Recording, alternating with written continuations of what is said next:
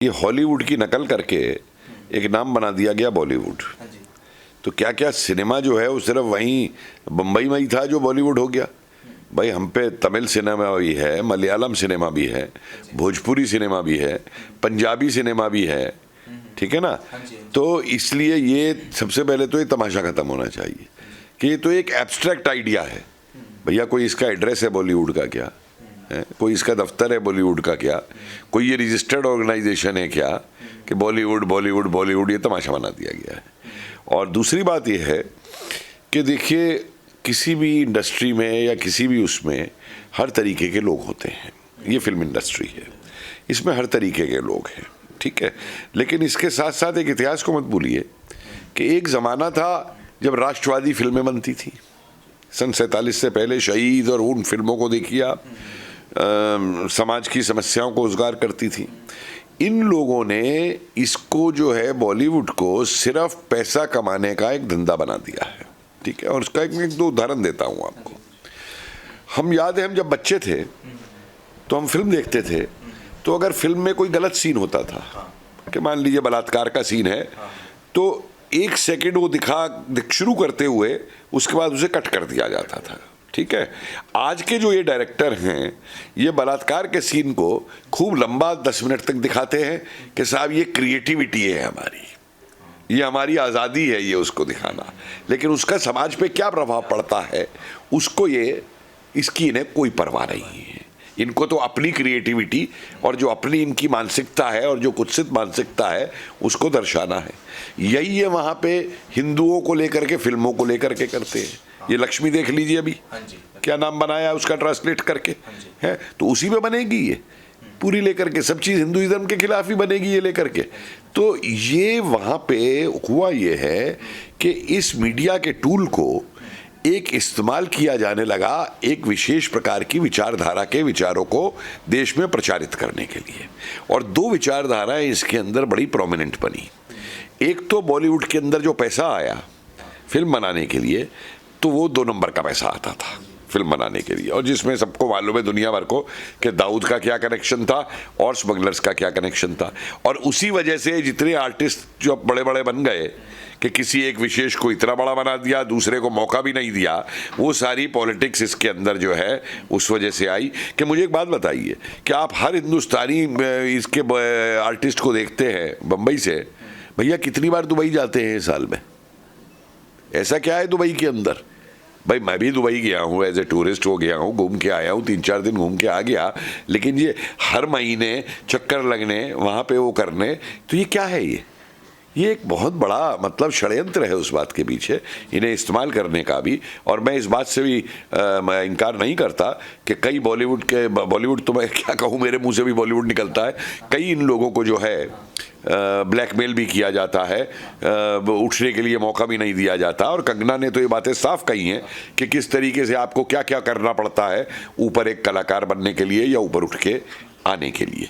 तो दूसरी इसके अंदर जो लेफ्टिस्ट आ गए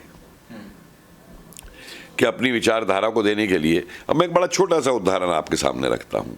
ये जावेद अख्तर साहब हैं, ठीक है ना। बड़ा इन्होंने बोला कि साहब माइनॉरिटीज़ पे अत्याचार है और ये है और वो है, हर चीज़ पे अपना स्टेटमेंट ये और सवाना आज़मी दे देते हैं, उठा करके निकाल करके स्टेटमेंट देते हैं। और प्राचीन भारतीय संस्कृति के भी खिलाफ बोलते हैं, हर चीज़ों के खिलाफ बोलते हैं, आयुर्वेद के भी खिलाफ बोलते हैं। लेकिन जब पैसा कमाना होता है तो डॉक्टर ऑर्थो का जो आयुर्वेद तेल है वो घुटनों की दर्द बंद करने का, कहते हैं सबसे बढ़िया तेल है, क्योंकि पैसा कमाने को मिल रहा है इन लोगों को। तो ये जो एक ड्वेल एटीट्यूड है, और इनकी ज़माने आप देखिए कि एक विशेष धर्म के किसी व्यक्ति के साथ कुछ हो जाए तो ये सबसे ज़्यादा चिल्लाते हैं आकर के, और दूसरे के साथ हो जाए तो इनके मुंह परली तरफ हो जाते हैं। तो इसे कहते हैं ड्वेलिज्म। अगर आप वास्तव में मतलब आप कहते हैं आप सेकुलर हैं, तो पहले तो सेकुलर का मतलब समझ लीजिए कि सेकुलर का मतलब है किसी भी प्रकार का राज्य का धर्म से संबंध विच्छेद होना।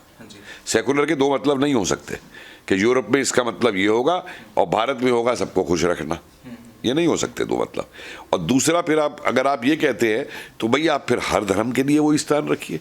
इनके मुंह से कभी उस पर आवाज़ नहीं निकलती, दूसरे उसके ऊपर लेकर के। मुझे बताइए, ये हरियाणा का इंसिडेंट हुआ, जो बच्ची की हत्या हुई, कितने ये टीवी वाले जो है, ये फिल्म वाले जो है बोले हैं इसके ऊपर लेकर के, वो इनको दिखाई नहीं देता, वहाँ इनकी आंखें बंद हो जाती हैं। तो यहाँ ये लेफ्टिस्ट विचारधारा और ये जिहादी विचारधारा जो है, ये इस फिल्म इंडस्ट्री के अंदर बड़े तौर पे एंटर कर गई, क्योंकि इनके लिए फिल्म भी जो है एक माध्यम है अपनी विचारधारा का प्रचार करने का लेकर के। तो इसलिए ये कम्बिनेशन जो बना पूरा का पूरा, अब उस कम्बिनेशन के अंदर जब 93 के बाद से दाऊद भाग गया, वो हो गया, तो वहाँ से दुबई से कंट्रोल किया इसने सारा जा करके और वो किया, और एक एक करके अब हुआ बीच में ये कि कंगना रनावत जिन फिल्मों में आई, मणिकर्णिका आई मान लीजिए, तो एक राष्ट्रवादी फिल्म बनी, तो ये राष्ट्रवाद के खिलाफ है। तो ये कैसे उस आर्टिस्ट को टॉलरेट कर लें कि जो राष्ट्रवाद के ऊपर कार्य कर रहा है। यही अर्नब के साथ किया इन्होंने। बहुत सी बातें हो सकती है, मैं अर्नब से नहीं एग्री करता, लेकिन अर्नब ने भी एक राष्ट्रवाद की बात की, और जो जनता निकल के आई अर्नब के सपोर्ट में बाहर, अर्नब के अलावा एक और बहुत बड़ा कारण था कि अर्नब ने क्योंकि राष्ट्रवाद का मुद्दा उठाया था, साधुओं का मुद्दा उठाया था, हत्याओं का मुद्दा उठाया, दिशा के और इनका, या हाथरस के उसका पोल खोली, या वो मौलाना सैयद है कौन है उसकी पोल खोली, तो इसकी वजह से एक राष्ट्रवादी खड़ा हुआ। तो एक राष्ट्रवादी चैनल कैसे आ गया, एक राष्ट्रवादी पत्रकार कैसे आ गया? क्यों पत्रकारिता जो है सिर्फ लेफ्टिस्टों ने ठेका ले रखा है, केवल वही जो है देश के वो हैं। तो इसलिए इकट्ठे होकर के मैं तो सोच रहा था कि आज ये कहाँ गायब हैं सारे के सारे। अब इनका वो ड्राइंग रूम में जो स्कॉच पी करके जो प्लानिंग होती थी इनकी कि हमें ये करना है वो करना है, आज कहाँ बैठे हैं इन सारे इश्यूज़ को लेकर के। सर सबसे बड़ा सवाल यहाँ पर लेफ्टिस्ट पर तो खड़ा होता है, लेकिन सबसे बड़ा सवाल अक्षय कुमार पर खड़ा होता है। अक्षय कुमार जो हमेशा से देश हित की बात करते हैं, जो मूवीज़ भी ऐसी लाती हैं जो राष्ट्रवाद को प्रमोट करती हैं, हिंदुत्व को प्रमोट करती हैं, लेकिन क्या अब अक्षय कुमार भी बदल चुके हैं? जिस तरीके से अभी लक्ष्मी उनकी मूवी आई, जो पहले लक्ष्मी बॉम्ब नाम था जिस मूवी का, और अब जो आ रही है वो राम सेतु आ रही है। राम सेतु हम सबको पता है हम हिंदुओं के लिए क्या चीज़ है। तो राम सेतु पर उन्होंने क्वेश्चन मार्क लगा दिया, अ मिथ करके, अ मिथ और अ ट्रुथ, इस टाइप की जो ये चीज आ रही, काल्पनिक या सच्चाई, क्या लगता है आपको इस बारे में? क्या अगर अक्षय कुमार जैसे व्यक्ति ने बजाय गूगल का इतिहास देखने के, क्योंकि जो गूगल बाबा बहुत बड़े इतिहासकार हो गए हैं, तो ये फिल्म राइटर वगैरह क्या करते हैं कि बजाय असली इतिहास को देखने के, ये गूगल के ऊपर जिसने जो इतिहास चढ़ा दिया उसको लिखते हैं। अगर मेरे जैसे से बात करते अक्षय कुमार, तो मैं इनको ये बताता कि बजाय ये नाम रखने के मिथ और रियलिटी क्वेश्चन मार्क, मैं ये कहता फ्रॉम मिथ टू रियलिटी, कि जिसको आज तक मिथक समझा जाता था वो वास्तविकता कैसे है, और उसका मैं एक उदाहरण देके उन्हें समझाता।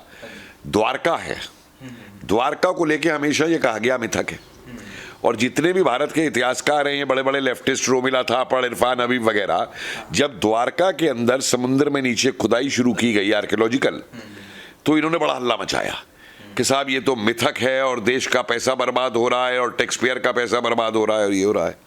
और जब उस खुदाई के अंदर से, समुद्र के अंदर से वो पूरा शहर मिल गया और चीज़ें मिलनी शुरू हो गई, तो इनके मुंह पे ताले लग गए।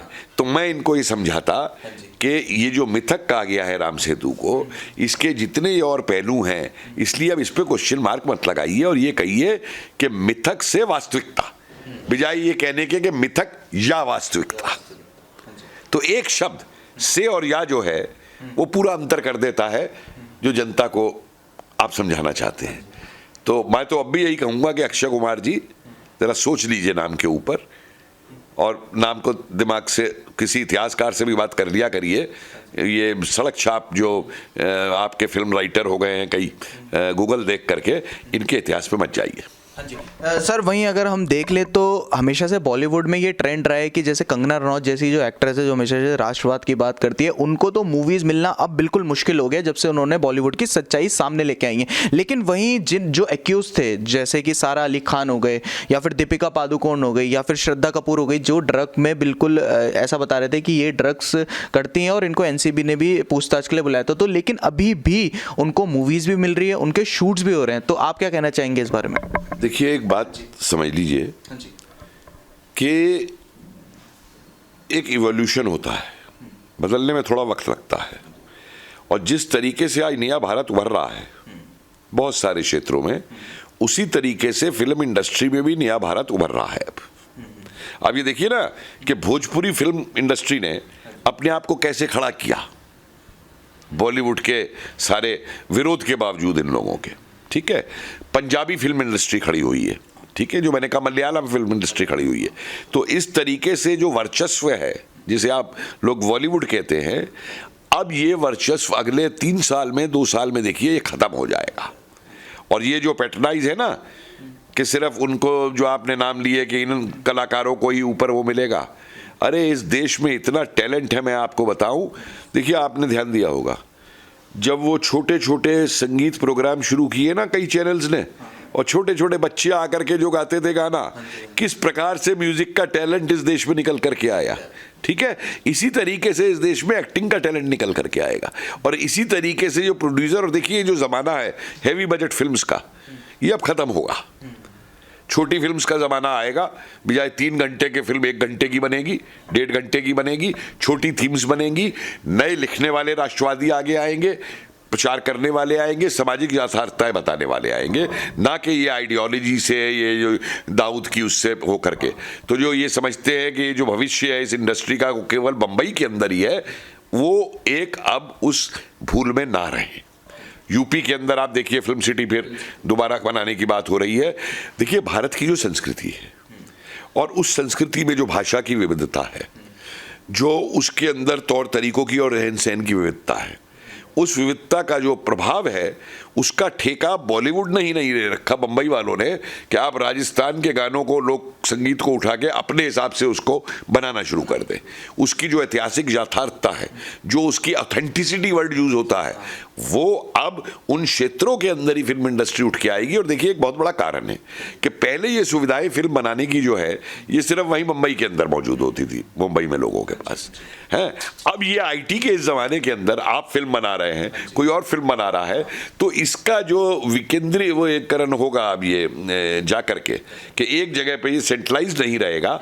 और ये इंडस्ट्री भी जो है, जैसे हम भारत के अंदर आज बात कर रहे हैं कि बड़े उद्योग है एक तरफ है, और प्रधानमंत्री बात कर रहे हैं कि हमें सेल्फ उसके लिए छोटे उद्योग लगाने हैं, तो इसी तरीके से जो फिल्म इंडस्ट्री है वो भी सेल्फ होगी, वो भी छोटी छोटी फिल्में बनेंगी, वो भी क्षेत्रों के अंदर जाएंगी और बहुत अच्छा टैलेंट निकल। देखिए छोटा उदाहरण देता हूं, हरियाणा की रागनी है, उसको एक फिल्म में ले जाते हैं ना अपने तरीके से गवाने के लिए, है। या देखिए एक पंजाबी गाना था, बताऊं आपको, जो गाना राष्ट्रवाद का प्रतीक था बहुत बड़ा भगत सिंह के समय पे, उसको इन्होंने फिल्मी अंदाज में डाल दिया। पता कौन सा गाना था? काला शाह मेरा काला है सरदार गोरियानो दफा करो। क्या मतलब था इसका? काला शाह कि मेरा राजा जो है वो काला है और इन गोरों को इस देश से दफा करो। ये नौजवान भारत सभा की जब मीटिंग होती थी और पंजाब के अंदर जब शादी और वो सब होती थी या कोई भी ओकेजन होती थी, तो एक क्रांतिकारी संदेश के तौर पे जो है ये गाना वहां गाया जाता था। इन्होंने उसको बॉलीवुड का रूप दे दिया, काला शाह मेरा सरदार। ठीक है, गाना अच्छा बना के दिया बॉलीवुड के अंदर जो मुंबई वालों ने, लेकिन जो उसका वास्तविक अर्थ और मीनिंग था उस गाने का, वो ये था उसका लेकर के। तो इसलिए ये इंडस्ट्री जो है अब ये खाली मुंबई के अंदर नहीं रहेगी। आप अगले 2-3 साल में देखिए, मेरी बात को नोट कर लीजिए कि देश के हर एक क्षेत्र के अंदर आज की आईटी सुविधाओं के साथ में, आज की ग्राफिक सुविधाओं के साथ में, और एक चीज़ मैं और बता दूं आपको, लोग इसमें पैसा भी लगाएंगे। देखिए हमारे यहाँ एक छोटे छोटे शहर में भी ऐसे ऐसे सेठ बैठे हैं जो पूरा शहर खरीद सकते हैं। तो वो पैसा इसमें जब लोकल इस तरीके से फिल्म इंडस्ट्री आएगी तो लोग आगे आएंगे और लगेगा इसके अंदर, और ये आगे बढ़ेगी। बम्बई वाले ये भूल जाएं, ये महाराष्ट्र की सरकार भूल जाए इस बात को कि अगर केवल बम्बई ही केंद्र रहेगा भारत की फिल्म इंडस्ट्री का, ये नहीं रहेगा। हाँ जी, बहुत बहुत शुक्रिया सर।